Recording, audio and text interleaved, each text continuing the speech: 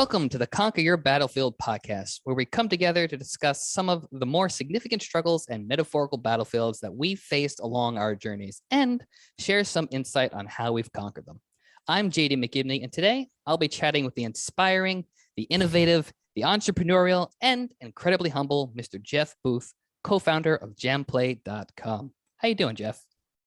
This is the best day of my life. I've never been on a podcast before, so really excited to be here. Really? Never and never ever. Never ever. Oh, well then I feel extremely honored that I'm the first. I feel like it's prom night. It's very special. Just treat me gently and all will be well. I promise I will treat you gently and I'll make you waffles in the morning. Great. After that lighthearted introduction, today we're going to be talking about depression. According to the National Institute of Mental Health, depression affects about 17 million people 18 years and older in any given year.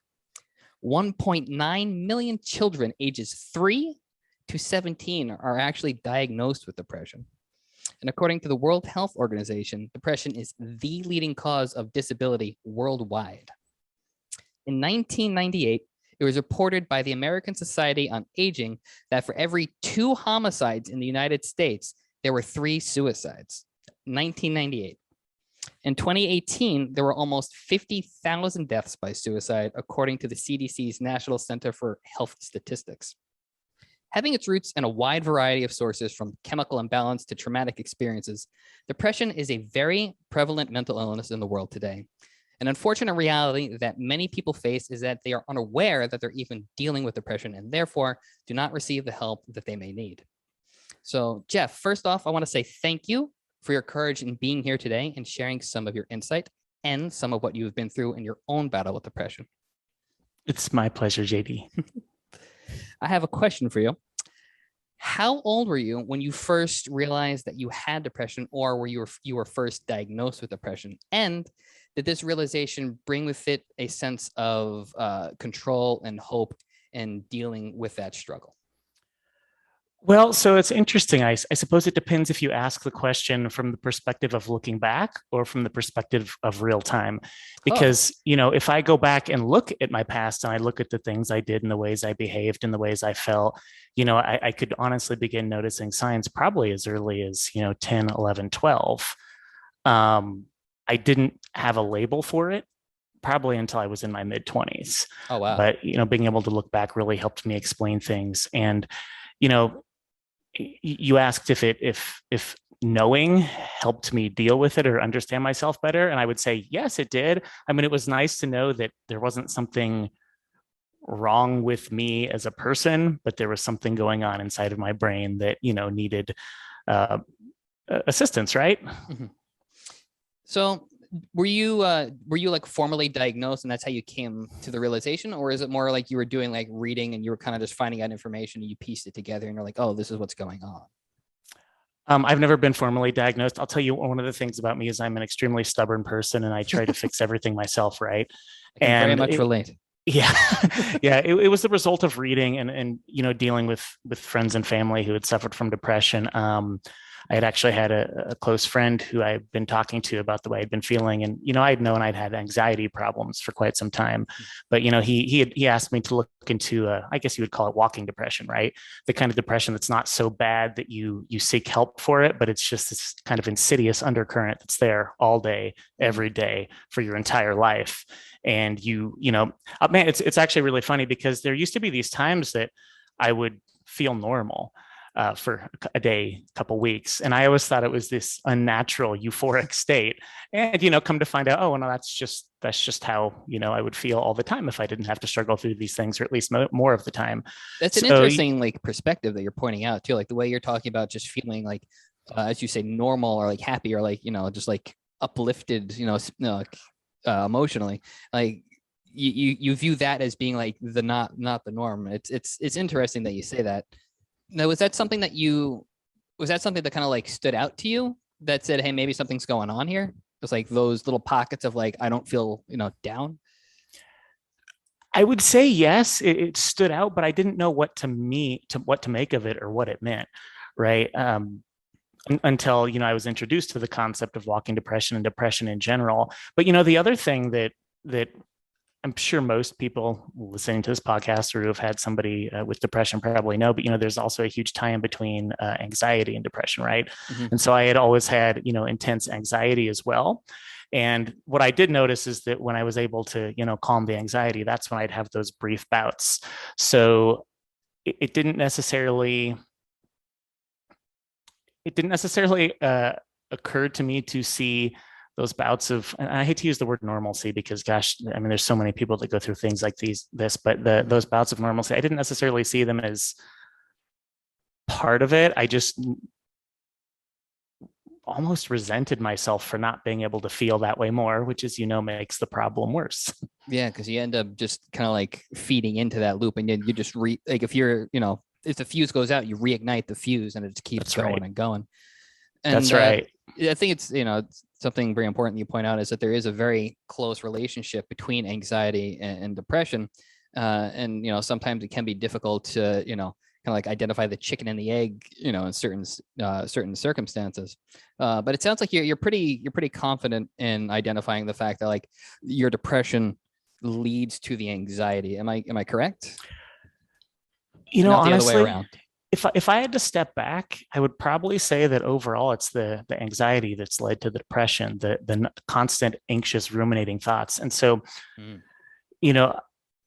I don't know if this is something that affects you or any of your other listeners, but I've always had a very, I guess I should say, unhealthy self-image, and it's based not on any form of reality. And I don't know if you ever had this experience, but where you write down all the things about yourself that are objectively true, that you can't argue about. And you look at that and you say, well, that's not me. I feel like this little tiny, scared little boy who is critical and hard on himself and worries about everything all the time, every day. But the reason I say that I think the anxiety is the cause of the depression is because when I, actually really take the time to do the work, whether it's like home-based CBT exercises, cognitive behavioral therapy, or just taking a lot of I knew this would come up, but the Stoic philosophy elements and applying them to my life. When I start to get a handle on that anxiety, the depressive symptoms, I wouldn't say they go away, but they subside to the point where I feel about 80% myself instead of about 50% myself. Like you're able to like rein everything in because you're taking the time to actively put yourself in the moment. You're being aware of what is you're feeling. And it sounds like you're, through the CBT therapy, you're identifying what is you're feeling. You don't like that feeling. So you're doing what you have to in order to change the way your brain is like naturally thinking in order to kind of like retrain yourself in order to like not let yourself go down the rabbit hole. Am I correct? Yeah, I would say that. So I can give you a good example, and this one's kind of innocuous. So I think it's easy for me and other people to identify with. But I don't know if you remember a couple of years ago, I told you they were drilling oil wells behind our house. And this set me off, man. It set me off down this like, I was literally having thought loops about this 8 hours a day, every day, for probably a year and a half. And so, what ultimately stopped it is I would get out a piece of paper and I'd write down the thought that scared me. And so the thought would be, well, if we live here, my family and I are going to get cancer and we're all going to die because of exposure to these fumes. And then I would just dispute myself. I would say, well, that might happen, but the odds are very, very, very low. There's people who live in much worse situations than we do. Large cities, China, India, pollution is far worse. Everyone there isn't. Los Angeles, actually most of Colorado at this point, but everybody isn't dropping dead of cancer. And so I did that for about 2-3 weeks, and those thoughts started to slow down. But then what really helped me is getting the thoughts to slow down, but then realizing, these thoughts aren't me. I don't have to identify with these thoughts. I might have them. I might have this feeling of anxiety, but it's just a feeling. And if, I would try to let it pass through me. And I think the combination of those two things helped me really dial back the anxiety. And because of that, I don't know if it was just having that little bit of space. I don't know if it was the feeling of accomplishment from making progress on myself and the struggles I went through, but those have always made the depressive symptoms ameliorate, not all the way, but to some degree. Yeah, be recognizing that we are not we are not those thoughts that we have. We are not those feelings. We have those feelings, like you pointed out. That's very important, because what makes us is how we react to those feelings. That's really right. what defines us. Because no matter what we are facing, whether it's depression, anxiety, borderline personality disorder, schizophrenia, like any slew of things, those things don't define us, which is really, really, really important. It's how we react, and because we're always responsible for our actions. And it sounds like that's a very pivotal thing that you discovered, and it helped you work through this instance in particular. And I'm assuming has helped you in like any other instance where you're able to go, hey, this is not me. I don't need to be defined by this. And then Absolutely. what is it about? It sounds like when you say you write stuff out, is it more like you like doing journaling? Is that what you're doing, or like kind of like? It depends. It depends on the mood and what I'm writing or talking about myself. If it's really bad, I'll basically write out statements and play devil's advocate to myself. So Gotcha. for an example might look like, obviously, I'm going through a divorce. An example might look like, I'm unlovable. Nobody will ever love me again. I'm going to be alone the rest of my life. That's a really dark, depressing thought. That's a very depressing thought. Yeah. So I'll write that statement down, and then I'll argue with myself, for lack of a better term, and it might be such a simple statement as, how do you know? Yeah, it's something like that it's so true, and it's such an open-ended question, but it brings so much reality to you, because like you can't have definitive proof to a statement like that. And like I think it's really important to point out that a lot of thoughts that you've given as like examples that fuel your anxiety are very open-ended ideas that you're having that you don't have definitive proof. And there's a book that I read that helped me with my own personal anxiety called Unwinding Anxiety, that pointed out that like that is one of the triggers for anxiety, is having the unknown, having an idea that is open-ended, because we as humans want to have certainty. It just helps us to like plan things out, helps us to survive, basically, because we have information, we have data. And then the anxiety is just a primitive, hardwiring that we have inside of us to be like, oh, we have to worry about things because that will help us, not get eaten by a saber-toothed tiger. So the fact that you're able to combat, those thoughts with just saying, hey, what's your proof? And then you're not able to give that proof, and you're like, oh, wait, you're right. Let me think about this. That's right, and that's such a good point. The other thing that I've been taught is that anxiety isn't your enemy. Like you said, it served a very, very important function in humans being able to evolve from literally cavemen. a million years. Yes, literally a million years. And so looking at it as like it's a friend that's trying to protect you that you don't really need right now. But to your point, asking that question just gives you enough space to actually sit back and say, okay, I can't answer that question, so let's delve deeper. And it might be, I mean, I wouldn't probably share these examples with anybody, but sometimes it will go on for 4 or 5 pages. But I tell you what, the weight that lifts after doing that is absolutely amazing. And you made a just speaking for personal experience, like that's something that I started doing. Like I'm sure you've been following like my social media for a while, but yes. I started going to therapy for the first time this year. And like, that's one of the things that I started doing, is I started doing basically what you're doing, is like, I'll write down my thought, and then I'll break it down with bullet points, and just having those ideas written out and letting my train of thought go naturally, and then seeing it written out and giving those ideas physical form, for me, gets it outside of my head, gives it a place. So this way I feel like I'm able to, give it something physical. There's not like this evil like entity spirit that's like lurking behind me. It's like, oh, there's this physical thing that I can look at logically, and then I can be like, oh, wait a second, this thought that I have doesn't make any sense, and I can just add on to it and solve it and realize, oh, I don't actually need to worry about this, because this thing is either out of my control, or this really doesn't matter, or it doesn't, a whole number of things. And having that physical outlet, instead of having it just kind of like circle around like the gerbil on the wheel inside my head. Like it sounds like you're doing the same thing. That really helps like a lot, just writing out the thoughts. That's right. And it helps so much for me just to do it on paper too. Like you said, a physical manifestation of these things that I'm feeling. I couldn't tell you what the neuroscience behind that is, but it's extremely helpful. And I like writing physically because it forces you to slow down your thinking. Because I don't know about you, but when I'm writing, I'm always trying to think, 5 sentences ahead, and I can't write that fast, and my wrist starts hurting, and so I actually have to Carpal slow tunnel. down. Yeah. Oh gosh, after 40 years of computer use, carpal tunnel, absolutely. I have to slow down and really think. So it's interesting. How have you liked therapy? Are you finding value from it so far? I absolutely love the fact that I actually said yes to go into therapy, because Good for for you. a really long time, I had like the same stigma that, a good chunk of people have. It's just like, I felt like if I went to a therapist, that meant something was wrong with me, because I was admitting defeat in a sense, or like if I say that I'm going to a therapist, people are going to look at me weird. And then I realized that it's just like going to, a doctor if I am sick, physically, Right. like, or if I need to go and get a physical, or like I need to get like, physical therapy or something. It's literally the same thing. So it's like there really shouldn't be a stigma behind. There's nothing wrong with it. So I went, finally started seeing a therapist, and I felt a sense of freedom being able to talk to someone that I didn't feel I needed to worry about the social and emotional repercussions.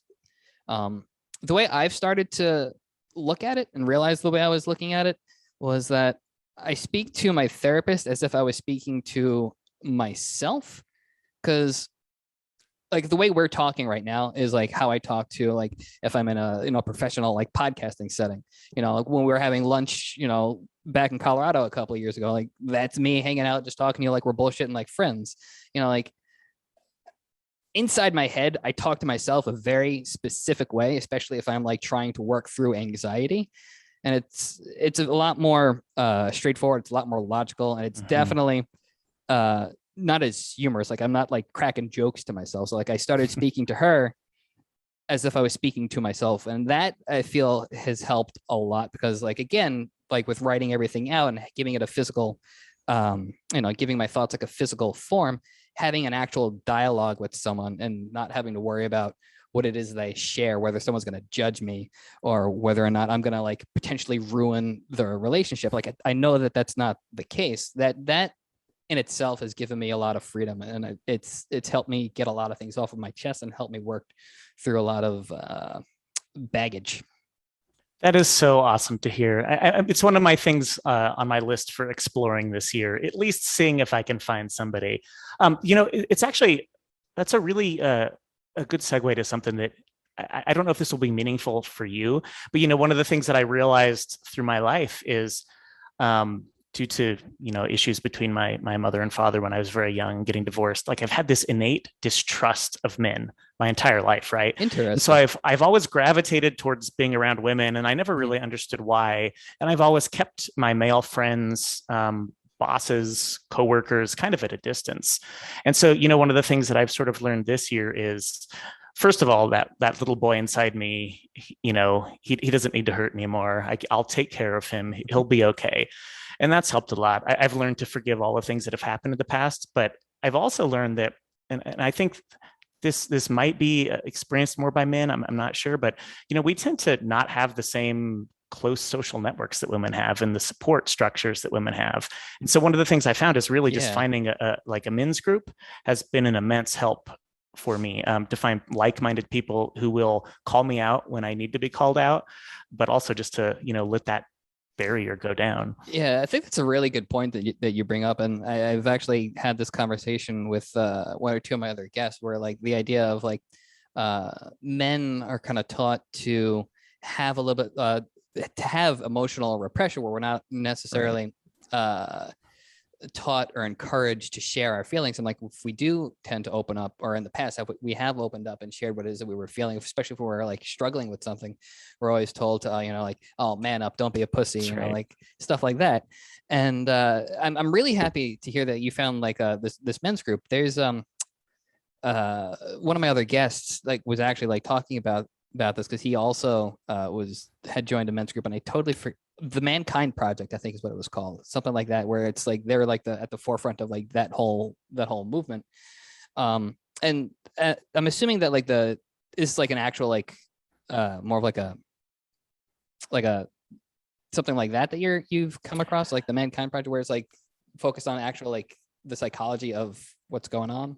Yeah, I mean, I've heard about that project from a couple of the other people I've been dealing with. It's more of a local group, so Gotcha. there's not such a big curriculum and network. But Yeah. I've heard great things about them and their retreats and all that, and it's something I'm really interested in. But the first step for me was just to find people locally, and And that you feel comfortable talking to. I feel comfortable talking to, but it's really interesting. I had such this fear of criticism my entire life. And I think that's because I didn't necessarily have a strong male role model who could give me productive criticism. And oddly enough to say, the most valuable thing I've gotten from this is to get criticism from a place of love, which I don't feel like I've gotten in my life. And that is an insanely valuable thing that I think most men probably need and could benefit from. And women too. But again, I think most women have an easier time building expressing their emotions. Yeah, well, gosh, for sure. Yeah, and the whole idea of like not feeling comfortable with criticism, I think also feeds into that idea of anxiety, because it's just like the anxiety half the time is just if you're dealing with it, it's just like you're criticizing yourself. So the idea of outside criticism, it's just like, oh, somebody else is gonna think this sucks too. And it's just like, what's going on? So I think there's also a difference in getting criticism where it's like, oh, like I really like what you're doing. Why don't you try doing this and this and make it even better? As opposed to like, you did this thing and someone's like, oh, that's a piece of shit. That's garbage. It's that's like, right. That's just someone being the second one is someone being a dick, where the other one's like, I really like what you're doing. As an outside perspective, just polish off the edges and, you got gold. That's right. It's all about the intention. And for somebody, and I'm convinced, like a lot of people who have depression, anxiety have one form or another of abandonment issues. Mm-hmm. I'm not saying that's by any means everybody, but for somebody who, like myself, I will definitely tell you I have abandonment issues. Any sort of criticism comes off as like this attack. They think I'm worthless. They'll never love me again. And so, really finding people that you trust to give you that criticism, it's a big thing, and it's big and it's grounding.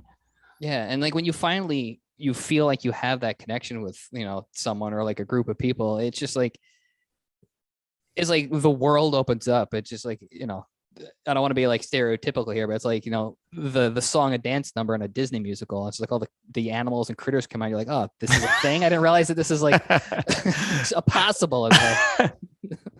That is absolutely how I feel, and it's funny. Like the divorce process is obviously like a very difficult thing to go through, but it's simultaneously, the things I'm being forced to learn as a result of this simultaneously make me feel like a man for the first time in my life. And I'm 41 now, but also, just as you mentioned, like I feel like a boy in some ways, because there's so many obvious things about myself, about other people, that are just opening up, and it's glorious in a way.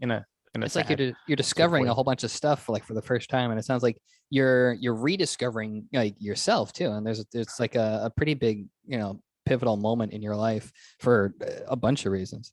I do want to touch on, you had mentioned like a lot of some things with like your parents and like the way you were raised and like the environment you were raised in. Do you think that you having anxiety and that leading to depression, do you think that's more of a situational thing where you learned these habits which led to that? Or do you think it's more of like a natural, like chemical thing where like it's just always been there?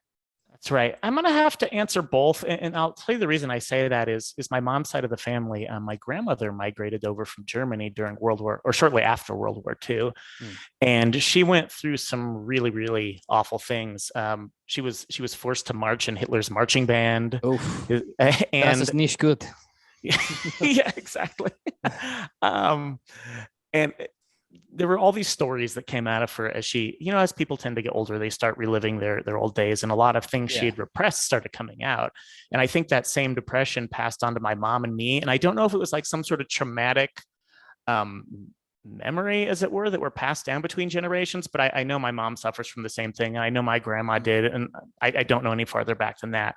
But I can also tell you that there's a difference between this I'll use the term walking depression again, this depression and anxiety that never goes away, and these very specific things that you get triggered by. So I'll give you a small example. If we're being Please. totally open, one of the reasons my marriage fell apart is because any little form of rejection, which really wasn't necessarily usually rejection, I would interpret as I'm useless, I'm unlovable.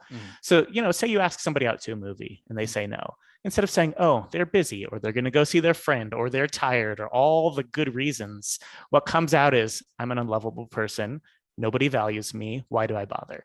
And I can tell you that definitely comes from like the childhood abandonment issues. The deeper I get into the journaling and going down this path, but also the deeper I get into forgiving my mother and father, but also understanding what they were going through. I mean, having a child when you're 20 isn't easy. Dealing with family that has addiction isn't easy. And so now that I've started to comprehend these things, that pressure is lessening. But it's both, man. I don't think I don't know if you feel this way, but I don't think I'll ever be free of depression or anxiety, but I think I'll be able to manage it. Yeah, I can very much relate to that, like 100%. As far back as I can remember, even being like a child, like I just always had this constant worry. Like it was just always a thing. And same thing, well, not same thing, but similar thing where like depression and anxiety has been in my family a lot. And it's not just like one side of the family, it's like multiple people in like, multiple branches. So like it's something that's definitely been passed down. Although more recently, I'm kind of questioning whether like it's like a genetic thing or if it's just like a history of people repeating these habits and then like it's just ingrained in each generation moving forward, kind of thing. Chicken and egg kind of thing. But it could be. To answer your question, I do feel that anxiety is something that's going to be with me for the rest of my life, but I don't feel confined by it. I don't feel like it controls me anymore. I mean, I definitely do have a lot of self-confidence issues still. That is just something I don't think will ever go away, but I'm able to look at certain things logically. Like I know at this point, like if I do have, if my anxiety starts acting up or if I start questioning myself, I know that is a trigger that I should stop for a second, see how I feel, analyze what it is that I'm doing, and then go, hey, do I really have evidence for this? Or am I just being, am I being like an artist about it and just like being like, oh, I'm never going to be good enough kind of thing. So I'm able to move forward. I'm able to like do things that I know that I want to do, but I don't feel like my anxiety is going to hold me back anymore, if that answers your question. That's a very healthy and excellent perspective. I've got a question for you. So Please. when somebody says a statement like what I'm about to say, how does this make you feel? And do you let this in? Because to me, I see when I see you, I see a very talented person who's good at a lot of things, who is ambitious and now I'm blushing. Following all the things you do and talking with, sometimes it makes me feel a little bit lazy. So when somebody says something like that, it says the man who's like started multiple businesses. Well, successful businesses. Well, I guess we're maybe all not so good at evaluating ourselves. Remember early in the conversation, I said I can write down the objective facts, but those don't feel real to me. Yeah. So what if I say that to you? Is that something that sinks in and that you register with, or is the sense of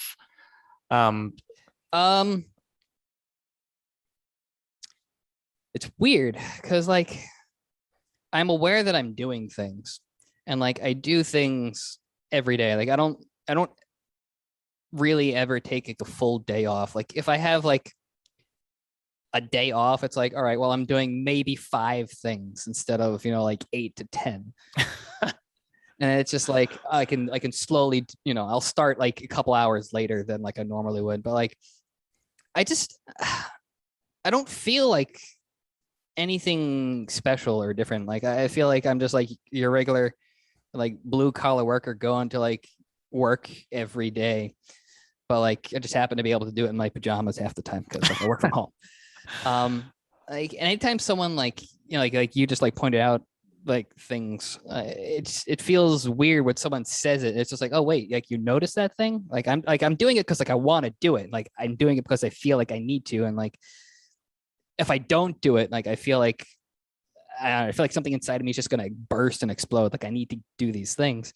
But like when someone like points out and like says, like the praise that like you just share, like it doesn't seem real, and it's just like I need a second to like process it, and like I'll usually diffuse it with like some humor, like I did. And it's just like I need like, what do I say to this? Like, and I think that also comes back to like the topic of I don't know if it's just me and specifically, but like men in general, not really being taught how to express themselves or how to even accept compliments. It's like, that's right. It feels weird. Like it feels nice to be like, oh my God, I feel like this warm, fuzzy feeling, like someone appreciates, like the things that I'm doing. But at the same time, it's like, I feel like I shouldn't accept this at the same time. I feel like mildly guilty. Does that make sense? That makes so much sense. And there's this kind of hard to discern line between being humble and beating up on yourself constantly. And it's funny because wow, you mentioned you sound like a clone of me, but I can't take a compliment. I will Listen, always great minds think alike. Great great minds think alike. That's right. I'll take that compliment, JD. Thank you very much. But I always diffuse it with humor, or I'll deflect the praise to somebody on my team. And there's an element of that being humble that is, it's an admirable trait. But at the same time, I think that's one of the things that this might sound a little demented to you, but I always assume if somebody gives me a compliment in any setting, aside from a personal friendship or somebody who has no vested interest, I assume they're after something. They're after money, or they're after a job, or they're after a favor. They want me to help them move. And what an awful way to go through life, just assuming anytime somebody says something nice to you, they've got an ulterior motive. I know, and the reason I asked that question sucks. And especially like the fact, like, you are in a position where you have built these businesses, like that is, I assume, something that has happened. People come to you like, oh, can I get this thing? And they're like super nice to you. It's very much, that is an issue, like in the entertainment industry in general. I think that like that sure. Those kinds of people are what give like entertainers, especially like Hollywood and LA, like a bad name. The people who are like just starting out or trying to get in, they're just like super nice to people because they want things, as opposed to like they're genuinely nice people who want to just work with other nice creative people. For sure. Absolutely. I mean, I haven't been in the entertainment industry, but I obviously know the stereotype. I guess music kind of is the entertainment industry. It is but very much the entertainment industry. I've never, honestly, it's kind of bizarre. I felt like most of the musicians I've dealt with have been most of down to earth and more honest in general. But again, maybe they're just better actors. So I don't know. Well, I think what you do, especially with jam play, the fact that it revolves around education and teaching people this skill of how to play an instrument.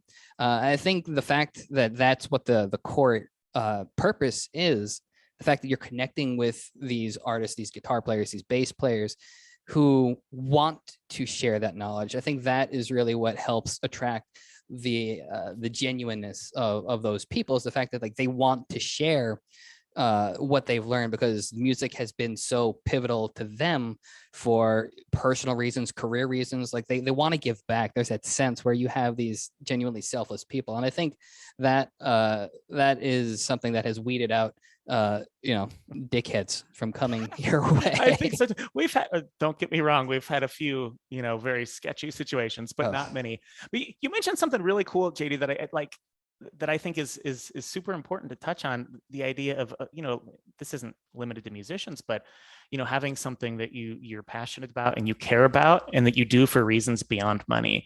Mm-hmm. And so, I'll tell you, this is from a business perspective, but I think it's going to apply to, I'm hoping to apply to every aspect of my life. I'm not motivated by how much revenue our company does anymore, right? In the end, it comes down to money or numbers on a screen at this point. But what I am motivated by is like, what purpose do you serve, and what impact can you have in the world?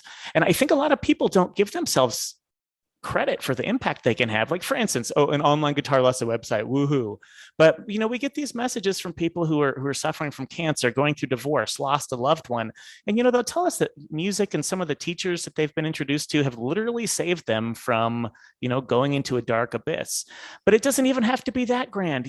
Somebody who who works in the hospital and keeps the floors clean. I mean, yeah, they might say, well, this isn't the job I dreamed of, but guess what? You're helping people not get infected, and you're helping a hospital run. And without you, this whole thing would shut down.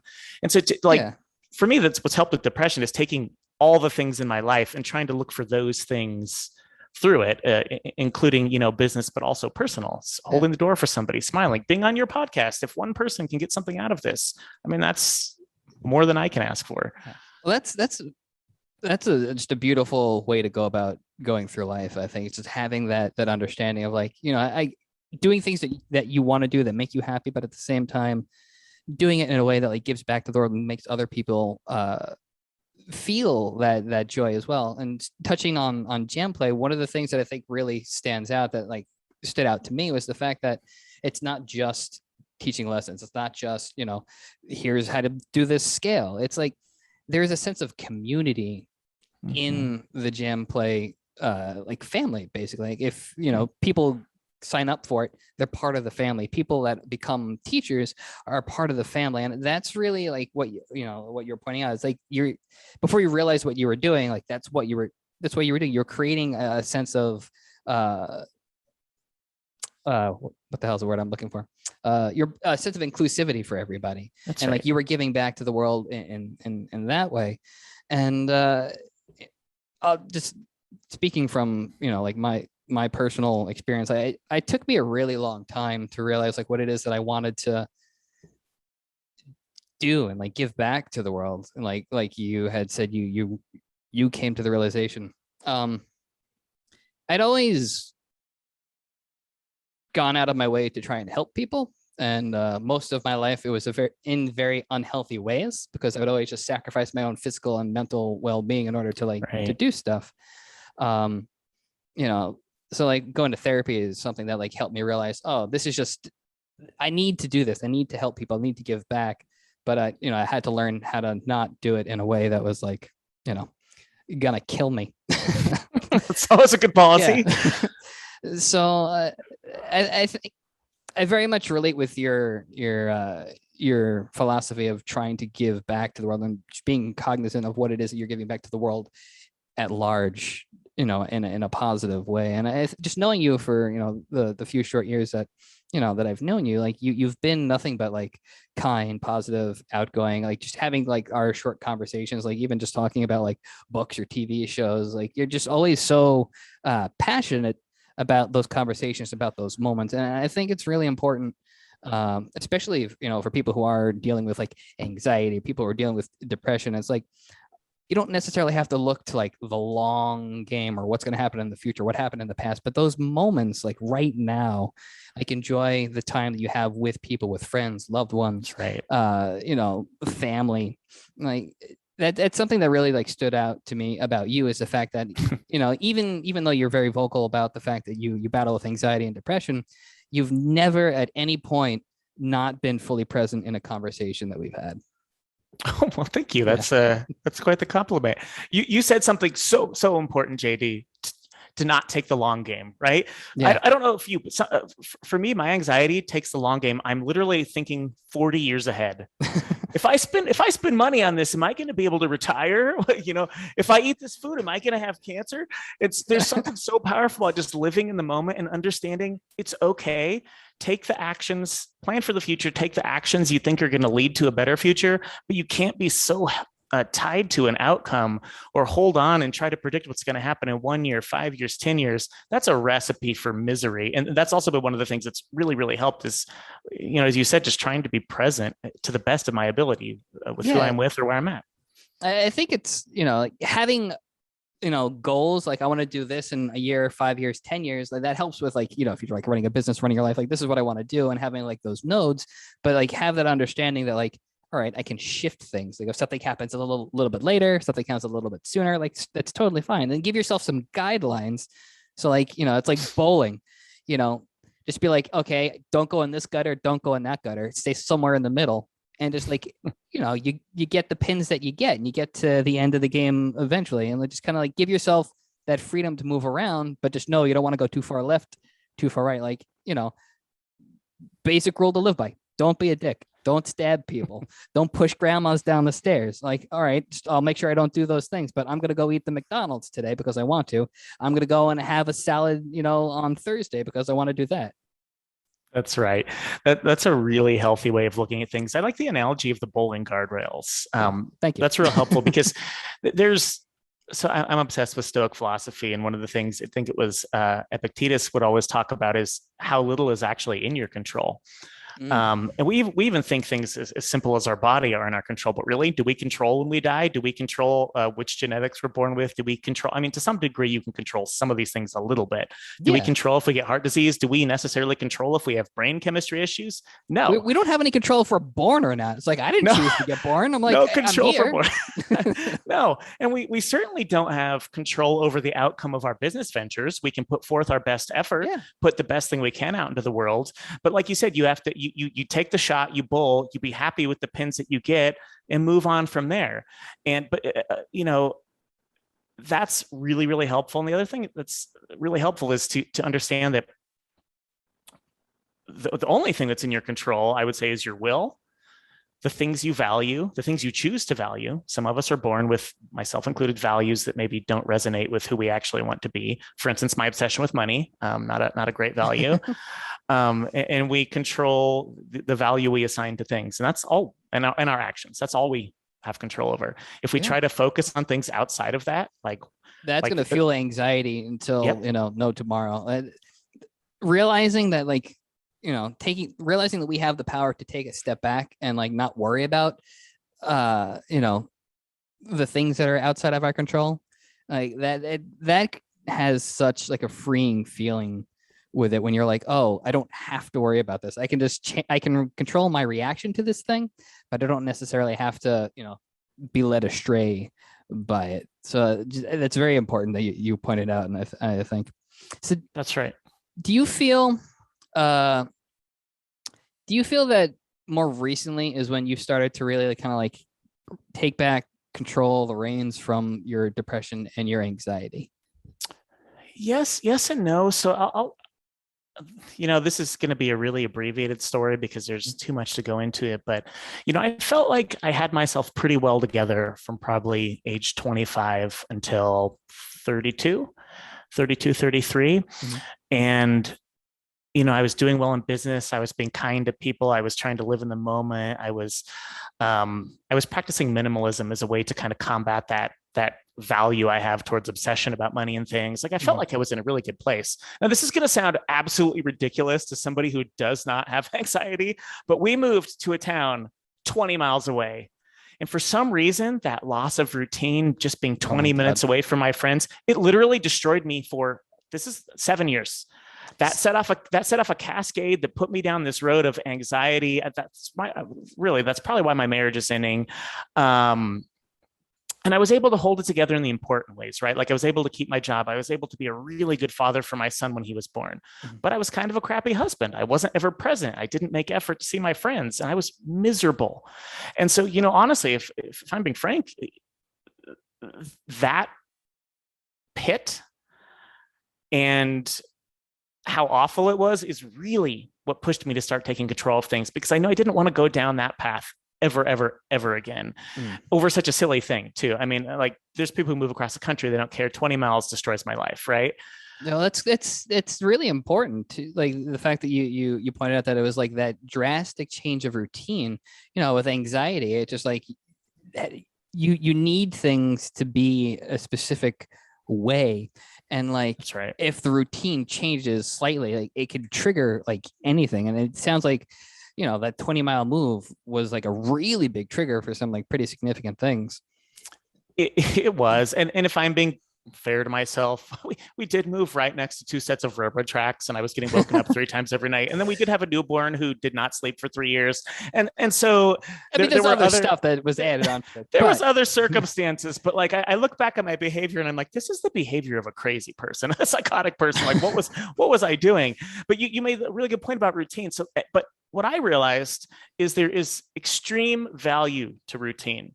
Mm-hmm. However, if not having that routine causes you to spiral, that kind of made me realize I need to look at myself and my death grip on my life and my wanting to control the outcome of everything. Like I have to be okay going a day without my routine. I have to be okay if somebody interrupts my work with a meeting. I have to be okay if I need to move. I have to be okay if a friend or family member or spouse doesn't do what I want them to do.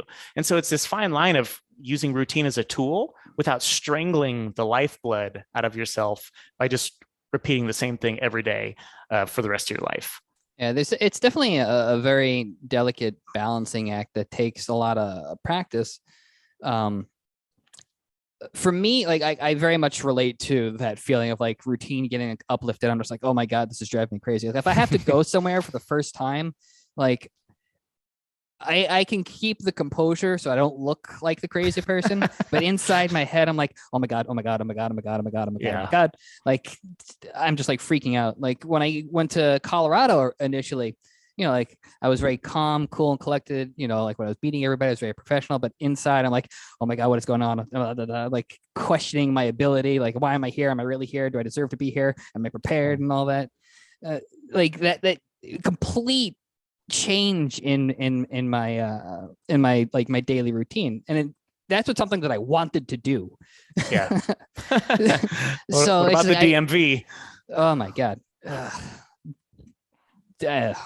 DMV, I kind of just like, I just prepare myself saying, I'm not going to do anything today.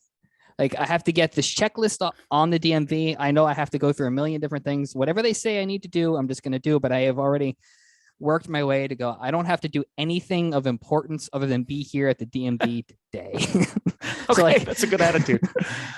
that helps me deal with them.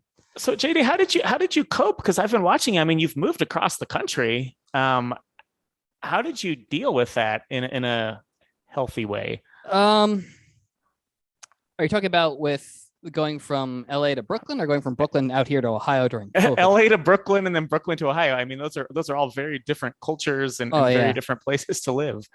Well, let's start at the beginning. So like when I made the decision when I was living on Long Island, doing the 9-to-5 job, going to college, that, I ended up not using the degree that I got ever.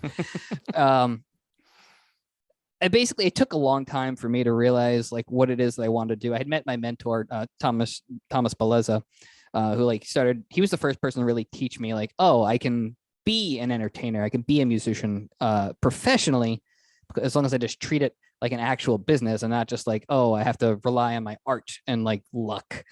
So like he started to teach me like, how to go about things properly. And it kind of like built up my confidence. It took me a while to like build up the courage, because like I want to do this. So like I'm going to make this happen. But it took me a while to kind of work through it and work myself up to it. I was fortunate enough to have family out in LA. So that made the move really significantly easier, because I had them out there. They helped me when I first moved out there. They gave me a place to stay, and they like helped me get my foot in the door with the entertainment industry. They're like, here, meet these people. So like I definitely had a lot of things like padding that. So that is what really helped me, with the initial move that way. Moving back to New York, that was a little bit more, that took a little bit more chutzpah, as my grandma would say. I wanted to help, my buddy Thomas, help him with his company, because he was getting ready to expand and like start doing more things. And he'd offer me a position to help him build up the company. And, I love the man like a brother, and like, I very much respect what he teaches, and like, I wouldn't have a career without him. So I was like, you know what, I'm honored that you're offering me this position. So, I'll do it. So I took the time to like kind of work through things, before I even like realized, like what it is that I had to do with like working through the anxiety. And I just really wanted to do it. And I found a way to kind of like push through it. But like, it was still very like nerve wracking in the middle of like packing up, making the plans, finding a moving company, getting my stuff from the moving company, like learning to live in a new environment, learning to live in Brooklyn, being that I had never lived in a city like that. LA, like you said, is a completely different planet. And then the COVID thing was definitely, that was a clusterfuck, just because we got forced to, in the middle of quarantine, to like relocate, because our landlord sold the house under us and gave us like a month. Man. to like find a place. So we also had to find a place that was Rottweiler friendly because Thomas has a Rottweiler. So that was definitely not easy on the anxiety, but it got to a point where I was just like, I literally have no control over this stuff. And I just got tired of feeling tired and anxious and like losing sleep all the time, that I was just like, I'm just going to go with what I can do and what I cannot do. And I'm just going to enjoy the pizza for as long as I can. And I made a checklist of things that I needed to do, gave myself a schedule. I'm like, well, I'm going to do these things. And eventually, throw enough shit at the wall and something will stick, and just go with it at that point. But it took a while to kind of like work through it and come to the realization that I didn't have utter control over things, and just had to like teach myself to be okay with that. I mean, if there's one secret to life, that's it, right? Yeah. But I'm still in Ohio at the moment. I'm very thankful that it ended up being a little bit of a blessing in disguise, just because like cost of living out here is like a third the price of Brooklyn. So like during all of like the shutdown of everything, it made living expenses so much easier. It's quieter. I didn't have to worry about like COVID, because like where I am in Ohio is like one of the least affected places like in the entire country. So it was just like, all right, so there's a lot less stress where I am. I mean, there's like less people and there's like a shit ton more cows, but other than that, like there's more positives than negatives, I think. Hey, I'll tell you what, if you go back and you look at, I'm not going to say every great philosopher, but a lot of the great philosophers and thinkers, they all were constantly espousing living out in the country, going on walks, being around cows, sitting in barns, sitting by a lake. So I think maybe you made the right choice for a creative person. I mean, I'm totally down to there's a bunch of like really nice like hiking spots nearby, which I didn't realize that I missed as much as I did when I was in LA until like I went out, like my brother visited at one point, like we went hiking, and I was like, I didn't realize how much I missed this. But like having that disconnect and getting away from people and just kind of like being in a place where like you don't have to worry about like the hustle and bustle of like the city, about business, about technology. You're there, you're enjoying the beauty of like nature, the sounds of nature, fresh air. There's like a river running by, and like it's just freeing, because like there's literally no day-to-day stimuli that would like trigger like my normal like anxieties. It's just like, oh, this is beautiful, and like I can relax and I can enjoy like the one person that I'm with that I actually enjoy. Yeah, I love that. What is the concept called? Nature bathing. But I was reading this research paper the other day, and forgive me, I don't know, who wrote it, but they were talking about on cognitive tasks, people who did nature bathing or were just out in nature, whether it was hiking or just sitting, performed like 30 to 40% better on creative based tasks. Really? So yeah, for somebody who works with computers or who works with music, who's hosting podcasts, who's in music videos. By the way, we saw you as an Chris Smith showed me a video of you on a show the other day, just out of the blue. So that was pretty cool. Yeah. I don't remember. Oh, wait. Was it Evil? Was it that one? Because I think that was it. That was it. That's right. Yeah. He was watching this. He goes, "This is JD." So that was kind of cool. But so a person of, your talents or anybody who wants to be creative and productive, you need that. I mean, you need that peaceful time, but I think you also need peaceful time around nature, around trees, blue sky, fresh air. That scene was actually filmed in upstate New York, like on an alpaca ranch. So there was a lot of nature. An alpaca ranch. Yes. Amazing. My mother actually raises alpacas. So oh my God, that's so funny. Very familiar with alpacas. So I assume you get a lot of alpaca sweaters for like the holidays. To be honest, I was kind of rude. They make me itch something awful. So I don't get any because I haven't been the biggest alpaca sweater enthusiast. You're like, sorry, Mom. Like, good.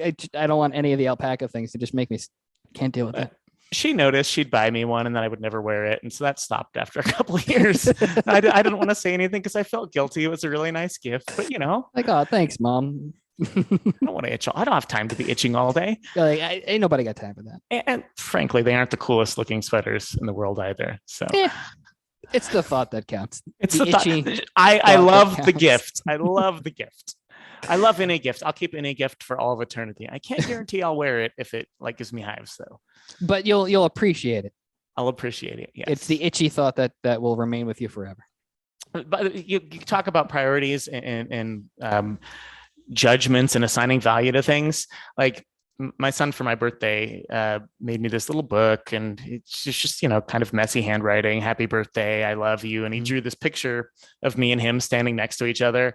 That's like the most meaningful thing in the world. However, he's a little turd, because what he did is he drew my head really small to symbolize my small brain. And he drew these little circles on the chest to symbolize how small of pecs I have. So, but it's still my favorite thing in the world. So Oh God, I absolutely watch, love. Mom, I'm not mad. I absolutely love the fact that your son has a sense of humor. Oh, he's got a sense of humor. Unfortunately, like mine, it's rather foul, which for an 8-year-old or 7.5-year-old is not. Oh man, he's gonna be hilarious when he hits puberty. I'll take your word for that one. I hope so. I very much encourage you to encourage him to do stand up. I'll peer pressure him. I'll parental pressure him into doing stand up, so that when he doesn't achieve the stand up career, he will have a lifetime of anxiety and depression as well. Listen, it's the gift that keeps on giving. It's the gift. It's the family gift. We'll pass it on. The family heirloom. The family. So yours is diamond studded. Ours is misery. You got diamond. I like it.